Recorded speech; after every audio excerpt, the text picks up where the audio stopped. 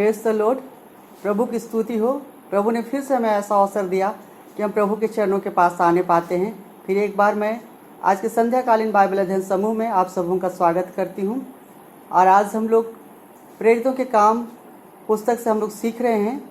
और आज हम लोग सीखेंगे कि कलीसिया का जन्म कैसे हुआ। कलीसिया बोलते साथ हमारे मन में आता है कि बड़े सुंदर सुंदर चर्च बिल्डिंग, इसको हम लोग कलीसिया समझते हैं। लेकिन बाइबल के अनुसार कलीसिया का अर्थ है भीड़ में से बुलाए गए हुए लोग, और विश्वासियों का समूह को हम कलीसिया कहते हैं। आइए आज के बाइबल अध्ययन समूह में जाने से पहले हम लोग प्रार्थना करेंगे कि परमेश्वर आज की स्टडी में हमारी सहायता करें और हम परमेश्वर के वचनों में से कई बातों को सीखने पाएँ। हम लोग प्रार्थना करें। सर्वशक्तिमान ईश्वर दयालु पिता, हम लोग तेरा धन्यवाद करते हुए तेरे चरणों के पास आते हैं। हम धन्यवाद देते हैं आज के इस दिन के लिए परमेश्वर पिता।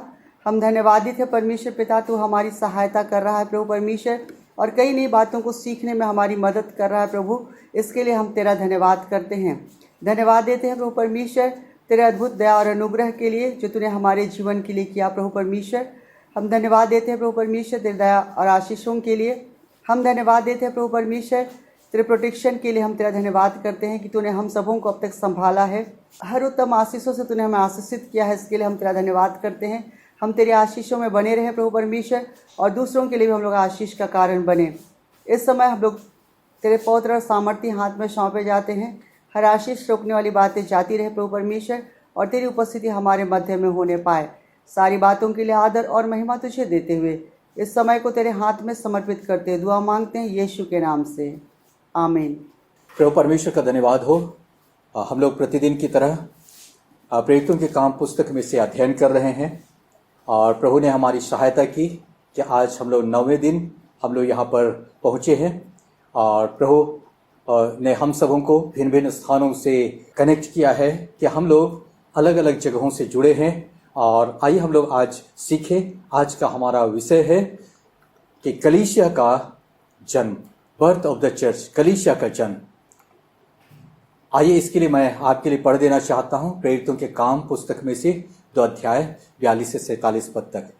और वे प्रेरितों से शिक्षा पाने और संगति रखने में और रोटी तोड़ने में और प्रार्थना करने में लवलीन रहे। और सब लोगों पर भय छा गया, और बहुत से अद्भुत काम और चिन्ह प्रेरितों के द्वारा प्रकट होते थे। और वे सब विश्वास करने वाले इकट्ठे रहते थे, और उनकी सब वस्तुएं साझे की थी। और वे अपनी अपनी संपत्ति और सामान बेच बेचकर जैसी जिसकी आवश्यकता होती थी बांट दिया करते थे। और वे प्रतिदिन एक मन होकर मंदिर में इकट्ठे होते थे, और घर घर रोटी तोड़ते हुए आनंद और मन की सिधाई से भोजन किया करते थे, और परमेश्वर की स्तुति करते थे। और सब लोग उनसे प्रसन्न थे, और जो उद्धार पाते थे उनको प्रभु प्रतिदिन उनमें मिला देता था। यीशु के स्वर्गारोहण के बाद चेले पतरस की अटारी पर इकट्ठे होकर प्रार्थना कर रहे थे। और पेंतिकोस्त के दिन एकाएक आकाश से बड़ी आंधी का शब्द सुनाई दिया। आग की सी जीभें फटती हुई उन्हें दिखाई दी और उन पर आ ठहरी, और वे पवित्र आत्मा से परिपूर्ण हो गए। और जैसा लिखा है, वे अन्य अन्य भाषाओं में परमेश्वर की बड़ाई करने लगे। इतने में वहां एक बड़ी भीड़ इकट्ठी हो गई, जो लगभग 18 जगहों में से थे, जो 18 भिन्न भिन्न भाषा बोलने वाले लोग थे। सबको उनकी बोली में अपनी अपनी भाषा में ही परमेश्वर के बड़े बड़े कामों की चर्चा उनको सुनाई दे रही थी। कुछ लोगों ने उनको ठट्ठों में उड़ाया कि ये नशे में हैं। तब पतरस उनके बीच में खड़े होकर उनको भविष्यवक्ताओं की पुस्तकों से प्रमाण दे देकर समझाया कि यीशु का आगमन, उसका बलिदान, उसका पुनरुत्थान, ये सब कुछ परमेश्वर के पूर्व निर्धारित योजना के अनुसार हुआ, और जिसके बारे में प्रभु यीशु मसीह ने इस धरती पर रहते हुए चेलों से कहा। विशेषकर तब जब शमौन पतरस ने उत्तर दिया कि तू जीवते परमेश्वर का पुत्र मसीह है। ये बातें लिखी हुई है मत्ती की इंजील 16 अध्याय 16 से 17 और 18 पद में। यहाँ लिखा है, शमौन पतरस ने उत्तर दिया कि तू जीवते परमेश्वर का पुत्र मसीह है। यीशु ने उसको उत्तर दिया कि हे शमौन योना के पुत्र, तू धन्य है, क्योंकि मांस और लहू ने नहीं परंतु मेरे पिता ने जो स्वर्ग में है तुझ पर यह बात प्रकट की। और मैं भी तुझसे कहता हूं कि तू पतरस है, और मैं इस पत्थर पर अपनी कलीसिया बनाऊंगा, और अधोलोक के फाटक उस पर प्रबल ना होंगे। प्रेरितों के काम 2 अध्याय 37 से 41 में लिखा हुआ है, तब सुनने वालों के हृदय छिद गए और वे पतरस और शेष प्रेरितों से पूछने लगे कि हे भाइयों, हम क्या करें? पतरस ने उनसे कहा, मन फिराओ और तुम में से हर एक अपने अपने पापों की क्षमा के लिए यीशु मसीह के नाम से बपतिस्मा लो, तो तुम पवित्र आत्मा का दान पाओगे, क्योंकि यह प्रतिज्ञा तुम और तुम्हारी संतानों और उन दूर दूर के देशों के लिए भी है, जिनको प्रभु हमारा परमेश्वर अपने पास बुलाएगा। उसने बहुत और बातों में भी गवाही दे देकर समझाया कि अपने आप को इस टेढ़ी जाति से बचाओ। सो जिन्होंने उसका वचन ग्रहण किया उन्होंने बपतिस्मा लिया, और उसी दिन 3000 मनुष्यों के लगभग उनमें मिल गए। जब हम इन बातों के बारे में अध्ययन कर रहे हैं तो कुछ शब्दावलियों को भी समझना होगा। जैसे मत्ती की इंजील 16 अध्याय का 18 पद में लिखा है, और मैं भी तुझसे कहता हूं कि तू पतरस है, और मैं इस पत्थर पर अपनी कलीसिया बनाऊंगा, और अधोलोक के फाटक उस पर प्रबल ना होंगे। यहां पर यीशु ने कलीसिया शब्द का इस्तेमाल किया है। इसका अर्थ, जैसा कि बहुत लोग समझते हैं, चर्च का भवन या संस्था या संगठन या पापल सिस्टम, ये नहीं है जैसा कि बहुत लोग समझते हैं। कलीसिया एक ग्रीक शब्द है जिसका मूल शब्द है इक्लेसिया। कलीसिया इक्लेसिया शब्द से आया है। इसका अर्थ है भीड़ में से बुलाकर निकाले गए लोगों का समूह। भीड़ में से बुलाकर निकाले गए लोगों का समूह। यूहन्ना 15:19 में लिखा हुआ है, यदि तुम संसार के होते तो संसार अपनों से प्रीति रखता, परंतु इस कारण कि तुम संसार के नहीं परंतु मैंने तुम्हें संसार में से चुन लिया है, इसीलिए संसार तुमसे बैर रखता है। यानी प्रभु यीशु मसीह ने अपने चेलों को और जो उस पर विश्वास करने वालों के संबंध में कहा कि तुम संसार के नहीं हो, इसीलिए संसार तुमसे प्रेम नहीं रखता है, परंतु इस कारण कि तुम संसार के नहीं हो वरन मैंने तुम्हें संसार में से चुन लिया है। इस संसार की भीड़ के बारे में उसने कहा कि मैंने इस संसार के पापमय भीड़ से चुन लिया और उसमें से चुन करके निकाला। इसीलिए कलीसिया का अर्थ ना तो चर्च का भवन है, ना संस्था है, ना संगठन है, लेकिन कलीसिया शब्द का अर्थ है इस संसार के पापमय भीड़ से बुला करके निकाले गए लोगों का एक समूह। इसे मसीह की देह भी कहा गया है। 1 कुरिन्थियों 12 अध्याय उसका 27 पद में लिखा है, इसी प्रकार तुम सब मिलकर मसीह की देह हो और अलग अलग उसके अंग हो। यानी कलीसिया क्या है? संसार की भीड़ में से बुलाए गए लोगों का समूह। कलीसिया क्या है? कि मसीह का देह का अंग होने के लिए बुलाए गए लोगों का समूह, जो सब के सब मिल करके मसीह की देह का निर्माण करते हैं। जब इन बातों का हम यहाँ अध्ययन कर रहे हैं, यहाँ पतरस के साथ यीशु की बातचीत हो रही है। जैसे मत्ती की इंजील 16 अध्याय का 18 पद में लिखा है, मैं भी तुझसे कहता हूं कि तू पतरस है और मैं इस पत्थर पर अपनी कलीसिया बनाऊंगा और अधोलोक के फाटक इस पर प्रबल ना होंगे। यहां पर यीशु ने पतरस से क्या कहा कि तू पतरस है और मैं इस पत्थर पर अपनी कलीसिया बनाऊंगा और अधोलोक के फाटक उस पर प्रबल ना होंगे। यहां पतरस के साथ यीशु के बातचीत के अनुसार कुछ लोगों का मानना है कि पतरस ही वह नेव है जिस पर प्रभु यीशु मसीह ने अपनी कलीसिया की नेव डाली। इससे पहले पतरस ने यीशु के बारे में अंगीकार किया था कि तू जीवते परमेश्वर का पुत्र मसीह है। यदि इसको मूल लेख के संदर्भ में यदि हम लोग अनुवाद करेंगे तो वो इस रीति से सुनाई देगा, तू पेट्रोस अर्थात पत्थर का टुकड़ा है, मैं इस पेट्रा अर्थात चट्टान पर अपनी कलीसिया बनाऊंगा। यानी पतरस को यीशु ने मूल शब्द यूनानी शब्द में पेट्रोस कहा, जो जिसका अर्थ चट्टान नहीं लेकिन चट्टान का एक टुकड़ा होता है। तब उसने कहा, तू पेट्रुस है और मैं इस पेट्रा पर अर्थात चट्टान पर, यानी कौन सा चीज चट्टान है, यानी पतरस ने जिस बात को अंगीकार किया कि तू परमेश्वर का पुत्र मसीह है, उसके अंगीकार पर उसने कहा, मैं इस पेट्रा पर अपनी कलीसिया बनाऊंगा। अर्थात पतरस पेट्रुस है, पेट्रा नहीं। अर्थात पत्थर का वो टुकड़ा है, एक छोटा सा टुकड़ा जिसने किया अंगीकार किया। लेकिन जिस बात को उसने अंगीकार किया असल में वही चट्टान है मसीह, यानी पेट्रा, अर्थात वह चट्टान जिस पर कलीसिया की नींव डाली गई। कई एक वचन भी इस बात को प्रमाणित करते हैं, जैसा पहला कुरिन्थियों उसका 10 अध्याय का 4 में लिखा है, और सब ने एक ही आत्मिक जल पिया, क्योंकि वे उस आत्मिक चट्टान से पीते थे जो उनके साथ साथ चलती थी, और वह चट्टान मसीह था।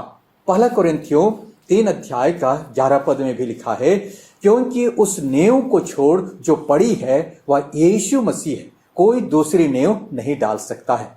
यानी कलीसिया का नींव यीशु मसीह है और किसी दूसरे को नींव का जगह नहीं दिया जा सकता है। तो इन वचनों के अनुसार कलीसिया की नींव पतरस नहीं लेकिन मसीह है, जिस पर कलीसिया का नींव डाला गया। इसके अलावा वचन के और भी संदर्भ पाए जाते हैं, जैसे प्रेरितों के काम 4 का 11 में भी लिखा है, यह वही पत्थर है, यानी यीशु के बारे कहा गया, यह वही पत्थर है जिसे तुम राजमिस्त्रियों ने तुच्छ जाना, और वह कोने के सिरे का पत्थर हो गया, जिस पर कि सारा भवन टिका हुआ है। और आगे लिखा है इफिसियों 2 का 20 में, और प्रेरितों और भविष्यवक्ताओं की नींव पर, जिसके कोने का पत्थर मसीह यीशु आप ही है, बनाए गए हो। इस प्रकार हमने देखा ढेर सारे वचन इस बात को साबित करते हैं कि कलीसिया का नींव पतरस नहीं, जैसा कि बहुत लोग मानते हैं, लेकिन कलीसिया का नींव मसीह है, जो कि पेट्रोस नहीं लेकिन पेट्रा यानी दृढ़ चट्टान है जो अडिग है। जैसे इफिसियों 2 का 20 से आगे लिखा है, जिसमें सारी रचना एक साथ मिलकर प्रभु में एक पवित्र मंदिर बनती जाती है, जिसमें तुम भी आत्मा के द्वारा परमेश्वर का निवास स्थान होने के लिए एक साथ बनाए जाते हो। ये कलीसिया ईंट पत्थर का घर नहीं कि वहां पर परमेश्वर का वास हो, लेकिन कलीसिया जीवते पत्थर यानी जो प्रभु यीशु पर विश्वास करते हैं उन विश्वासियों को संबोधित किया गया है। आइए उसके आगे हम लोग और भी बातों को सीखते हैं। प्रेरितों के काम 2 अध्याय 37 से 41 में लिखा हुआ है, तब सुनने वालों के हृदय छिद गए और वे पतरस और शेष प्रेरितों से पूछने लगे कि हे भाइयों, हम क्या करें? पतरस ने उनसे कहा, मन फिराओ और तुम में से हर एक अपने अपने पापों की क्षमा के लिए यीशु मसीह के नाम से बपतिस्मा ले, तो तुम पवित्र आत्मा का दान पाओगे, क्योंकि यह प्रतिज्ञा तुम और तुम्हारी संतानों और उन सब दूर दूर के लोगों के लिए भी है जिनको प्रभु परमेश्वर अपने पास बुलाएगा। उसने बहुत और बातों की भी गवाही दे देकर समझाया कि अपने आप को इस टेढ़ी जाति से बचाओ।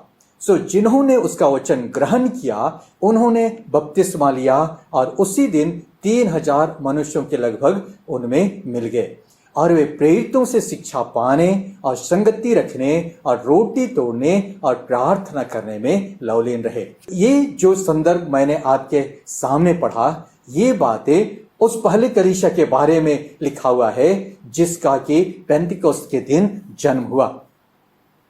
यहां पर कुछ कुछ बातें हैं जिनको समझना अति आवश्यक है कि जब लोग पतरस से पूछने लगे कि हे भाइयों, हम क्या करें, अब पतरस ने उनसे कहा, मन फिराओ और तुम में से हर एक अपने अपने पापों की क्षमा के लिए यीशु मसीह के नाम से बपतिस्मा ले, तो तुम पवित्र आत्मा का दान पाओगे। उसके बाद आगे लिखा है, उसने उनको और भी बातों की गवाही दे देकर के समझाया कि अपने आप को इस टेढ़ी जाति से बचाओ। यहां पर कुछ बातें हैं। मन फिराओ यानी मन फिराना उस कलीसिया का एक अति आवश्यक अंग था। दूसरा, बपतिस्मा लेना। तीसरा, पवित्र आत्मा का दान। चौथी बात है वो टेढ़ी जाति से अपने आप को बचा। पांचवी बात शिक्षा पाने, यानी प्रेरितों की शिक्षा पाने में वे लोग लवलीन रहे। फिर संगति रखने में वो लोग लगे रहे। फिर रोटी तोड़ने में लगे रहे। फिर प्रार्थना करने में लवलीन रहे। इन बातों को कुछ लोग कलीसिया का खंभा के रूप में मानते हैं कि कलीसिया के 8 खंभे, और कुछ लोग कलीसिया के आवश्यक तत्व के रूप में मानते हैं।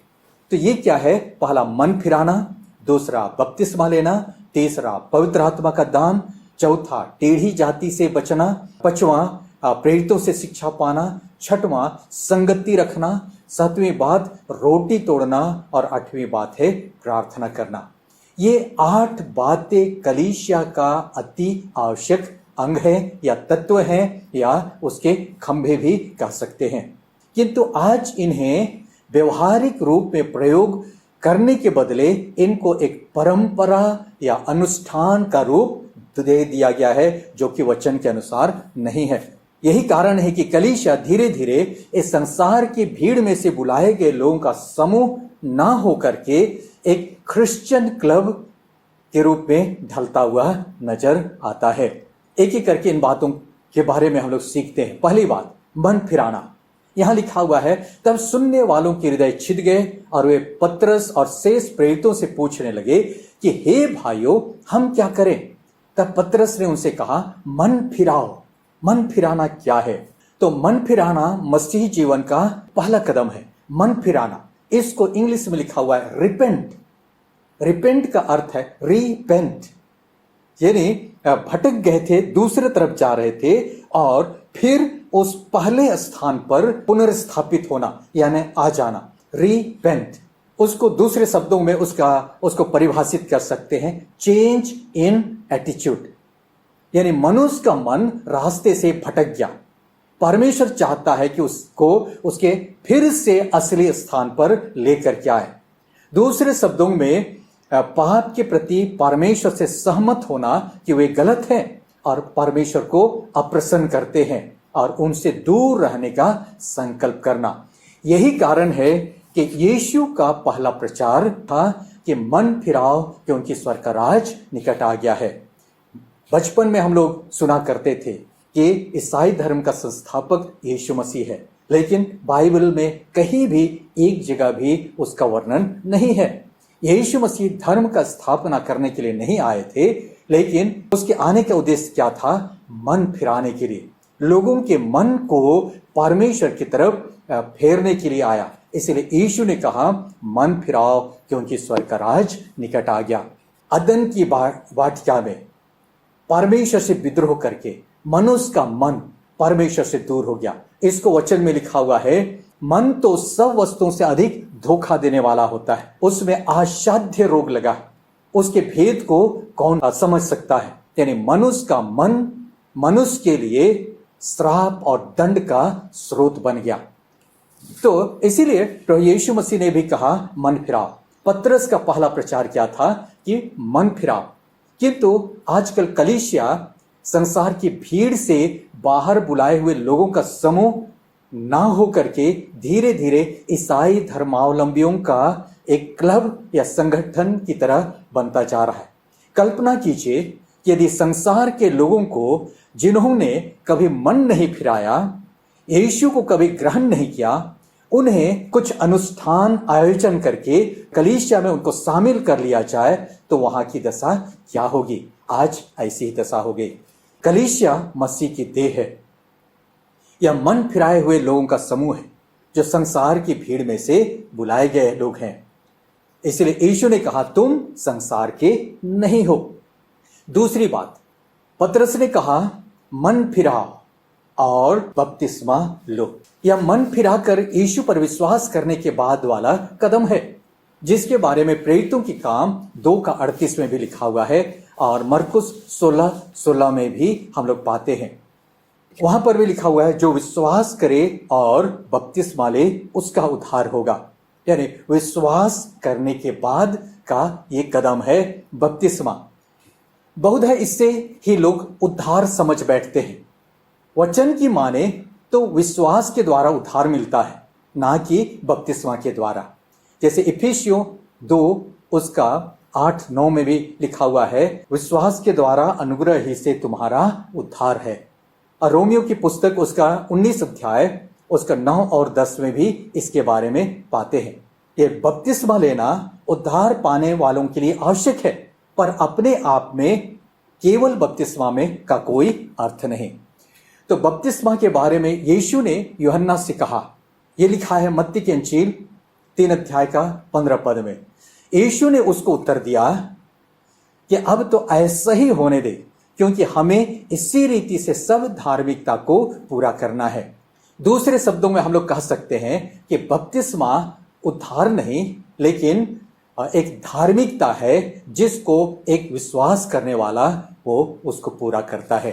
मुझको इसका ये परिभाषा अच्छा लगता है, external confession of inner conviction, अर्थात विश्वास के द्वारा आंतरिक बदलाव का बाहरी रूप से प्रकटीकरण। यानी विश्वास के द्वारा आंतरिक बदलाव का बाहरी रूप से प्रकटीकरण। रोमियो 6 अध्याय उसका 3 से 5 में लिखा है, क्या तुम नहीं जानते कि हम जितनों ने मसीह यीशु का बपतिस्मा लिया तो उसकी मृत्यु का बपतिस्मा लिया। सो उस मृत्यु का बपतिस्मा पाने से हम उसके साथ गाड़े गए, ताकि जैसे मसीह पिता की महिमा के द्वारा मरे हुओं में से जिलाया गया, वैसे ही हम भी नए जीवन की सी चाल चले। क्योंकि यदि हम उसकी मृत्यु की समानता में उसके साथ जुट गए हैं तो निश्चय उसके जी उठने की समानता में भी जुट जाएंगे।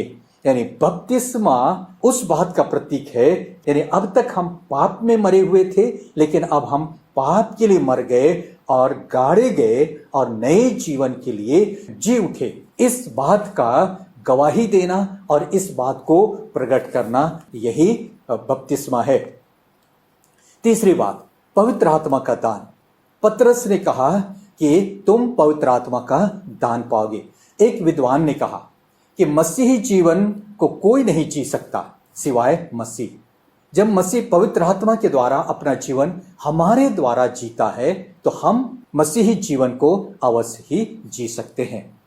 तो आजकल पवित्र आत्मा की बात जब हम लोग करते हैं तो लोग थ्रिलिंग अनुभव या सनसनीपूर्ण एहसास इसको पाने के बारे में सोचने लगते हैं, लेकिन कहीं अधिक बढ़ करके है। जैसे यूहन्ना 16 का 14 में लिखा है, वह मेरी महिमा करेगा क्योंकि वह मेरी बातों में से लेकर तुम्हें बताएगा। कि मेरी महिमा करेगा, मेरी बातों में से लेकर तुम्हें बताएगा और तुम्हारी अगुवाई करेगा। ये बातें थ्रिलिंग अनुभव और सनसनीखेज एहसास से बढ़कर है। इसके अनुसार हम परमेश्वर के वचनों में बढ़ते जाते, उसके पहचान में बढ़ते जाते, परमेश्वर के कामों को हम पूरा करते हैं, उसकी महिमा करते हैं।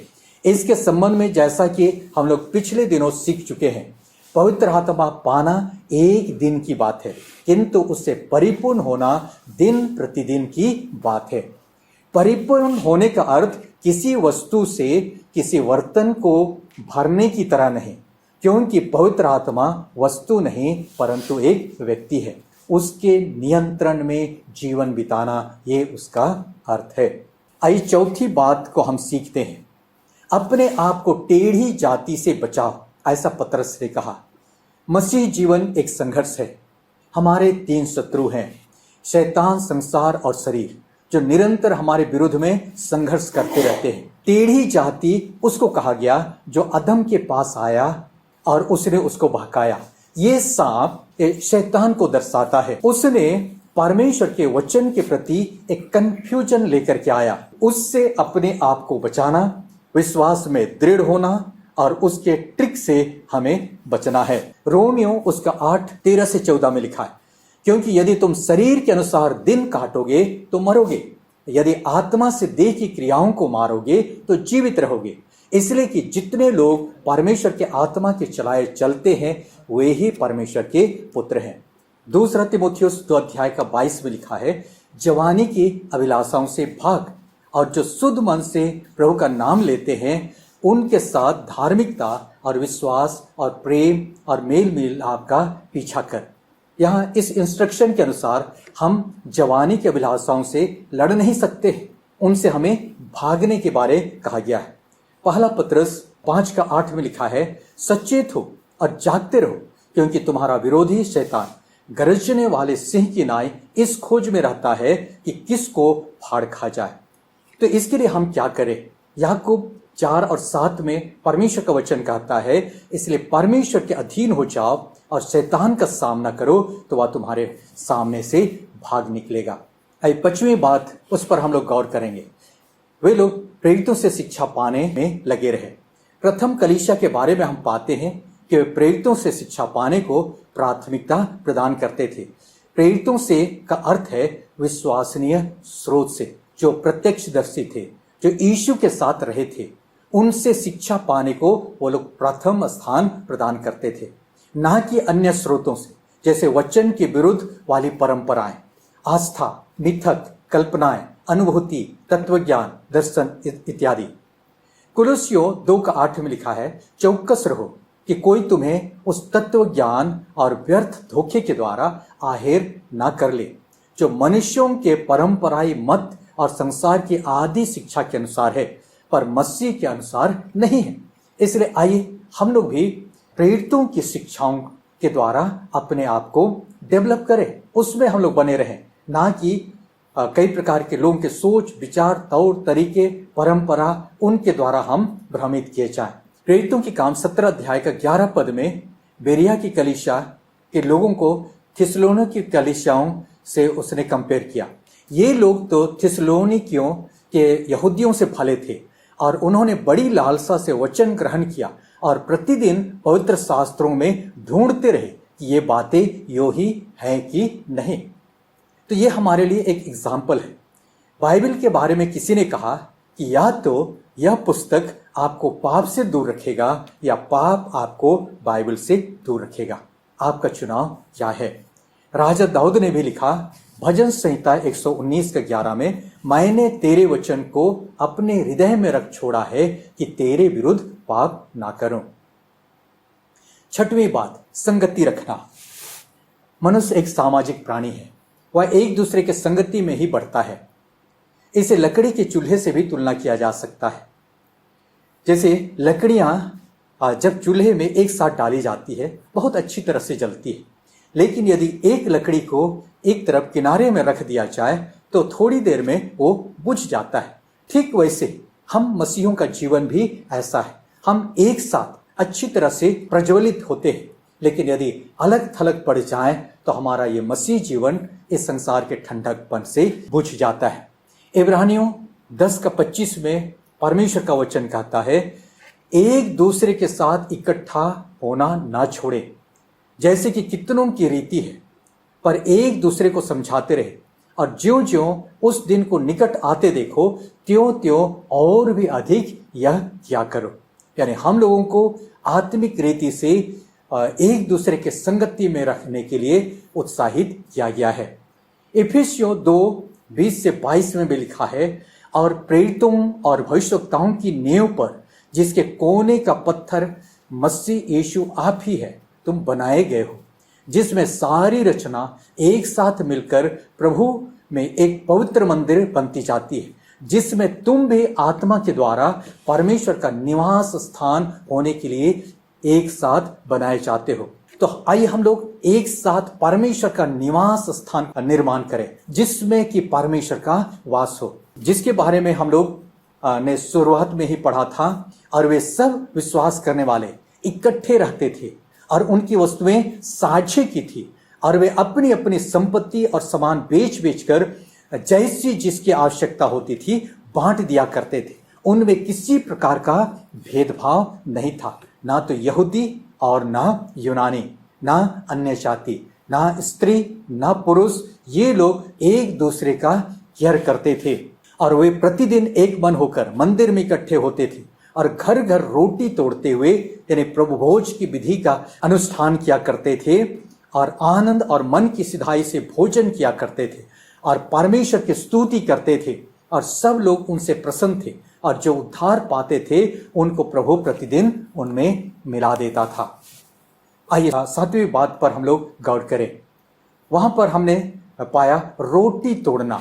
1 कुरिन्थी 11:25-31 में लिखा हुआ है, कि रोटी तोड़ने का तात्पर्य प्रभु भोज के अनुष्ठान से है, जो कि प्रभु यीशु के दुख भोग और बलिदान का प्रतीक है, जो कि हमारे छुटकारे और पाप क्षमा और छुटकारे के लिए प्रभु का बलिदान हुआ।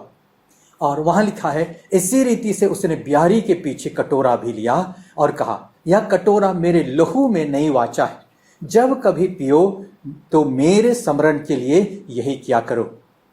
क्योंकि जब कभी तुम इस रोटी में से खाते और इस कटोरे में से पीते हो तो प्रभु की मृत्यु को जब तक वह न आए प्रचार करते हो।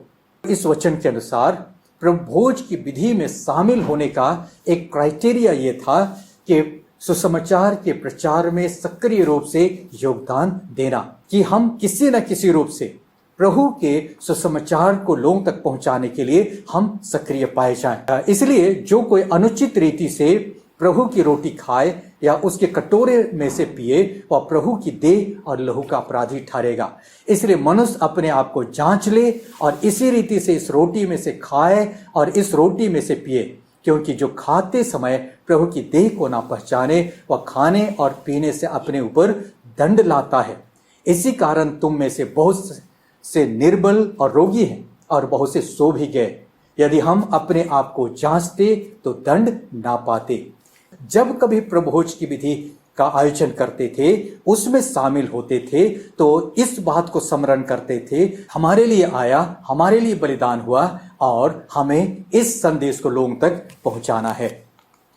और आखिरी बात यह है कि प्रार्थना करना। बाइबल के अनुसार प्रार्थना करना परमेश्वर के साथ वार्तालाप करना है। किसी भी संबंध या रिश्ते के लिए वार्तालाप या कम्युनिकेशन बहुत मायने रखता है। जहां कम्युनिकेशन कमजोर होता है वहां संबंध बहुत जल्दी टूट जाता है।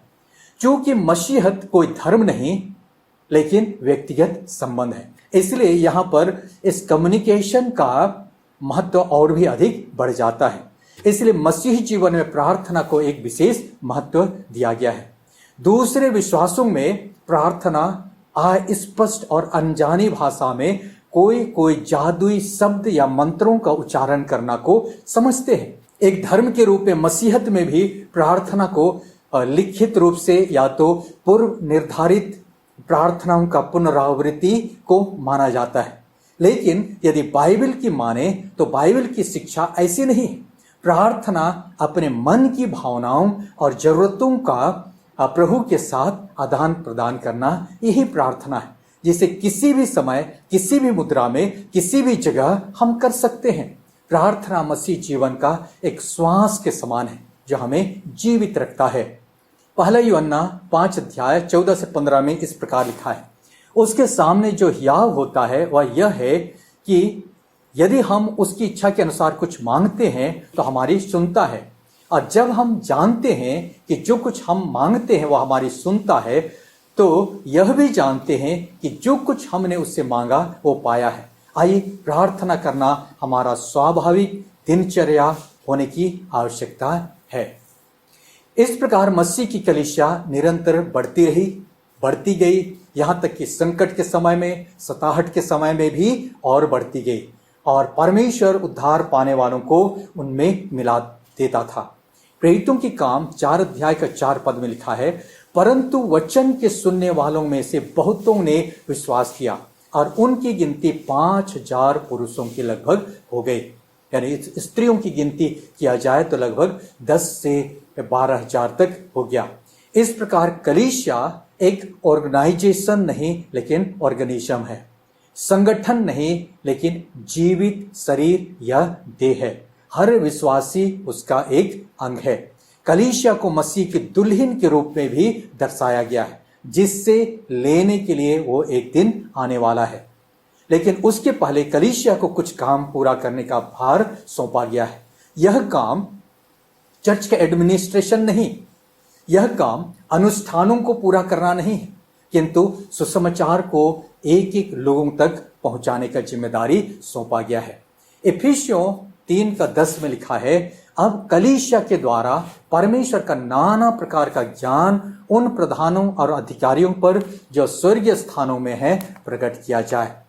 तो इस प्रकार परमेश्वर ने कलीसिया का स्थापना किया। जो पेंतिकोस्त के दिन पवित्र आत्मा का बपतिस्मा पाने के बाद कलीसिया का जन्म हुआ और 3000 के लगभग लोगों ने मन फिराया, बपतिस्मा लिया और उसमें शामिल हो गए।